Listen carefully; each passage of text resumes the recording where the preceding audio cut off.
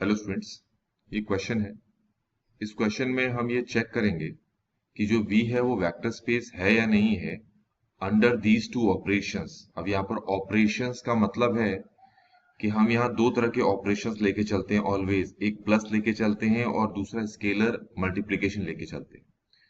तो ये जो दो कंडीशंस यहाँ पर दे रखी हैं, ये दो, इन दोनों कंडीशंस के बेसिस पर हमें पता करना है जो ये V सेट है ये वेक्टर स्पेस है या नहीं है। तो क्वेश्चन करेंगे आगे, उससे पहले आपको सारी की सारी जो प्रॉपर्टीज हैं वो याद होनी चाहिए। एडिशन पे 5 प्रॉपर्टीज हैं और स्केलर मल्टीप्लिकेशन पे 5 प्रॉपर्टीज हैं। वो प्रॉपर्टीज पहले आप याद कर लें, उसके बाद ही इस क्वेश्चन को करने की कोशिश करें। तो हम जिस प्रॉपर्टी को यहाँ पर लेके चलना चाहते हैं वो प्रॉपर्टी है कि अल्फा और बीटा, लेट वी सपोज ये फील्ड को बिलोंग करते हैं एफ, और अल्फा बीटा क्या है, स्केलर, और U जो है वो बिलोंग करता है आपका V को। अगर क्वेश्चन में देखें जो V है वो एक्चुअल में एक सेट है, और इस सेट के जो एलिमेंट्स हैं वो इस तरीके से ऑर्डर्ड पेयर में लिखे गए हैं, जैसे x y, जैसे z t, जैसे a b, इस तरीके से लिखे गए हैं। तो इनमें से कोई भी एक एलिमेंट उठा दिया और उसको नाम मैंने दे दिया U, और मैंने कह दिया कि U जो है एक्चुअल में V को बिलोंग कर रहा है। और क्योंकि U जो है आपका x, y है, तो मैं ये कह सकता हूं x, y किसको बिलोंग करता है, V को बिलोंग कर रहा है। तो हमें स्केलर मल्टीप्लिकेशन में एक प्रॉपर्टी का पता है कि alpha plus beta U equal होता है alpha U plus beta U।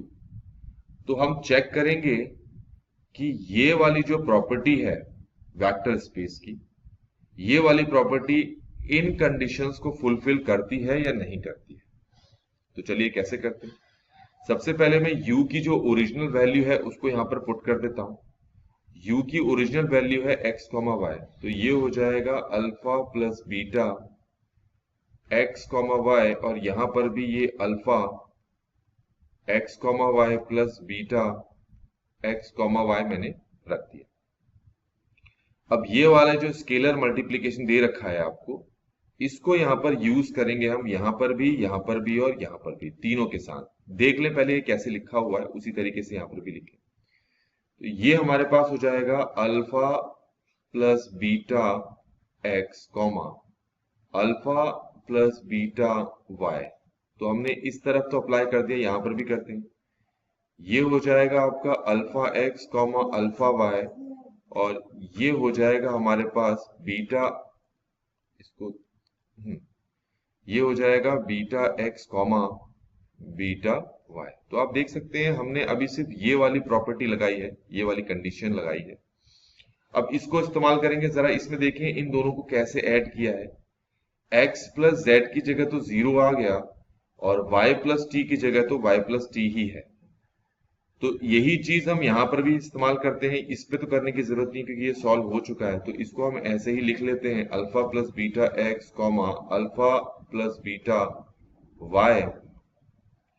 तो ये हमारे पास क्या हो जाएगा, देखो अभी बताया था ऊपर, इन दोनों को ऐड करोगे तो क्या लिखोगे, 0, और इन दोनों को ऐड करोगे तो आप लिखोगे alpha y plus beta y, और अगले स्टेप में इसको लिखोगे 0 comma alpha plus beta y, और यहां हमारे पास क्या है, alpha plus beta x comma alpha plus beta y. अब इन दोनों को आप चेक करें, दोनों इक्वल नहीं आ रहे। तो क्योंकि ये दोनों इक्वल नहीं आ रहे हैं, इसीलिए हम v को वेक्टर स्पेस नहीं मानेंगे अंडर दीज टू ऑपरेशंस। तो यहां पर v जो है वेक्टर स्पेस नहीं। आई होप कि आपको ये क्वेश्चन ठीक से समझ में आ गया होगा, उसका सोल्यूशन भी समझ में आ गया होगा।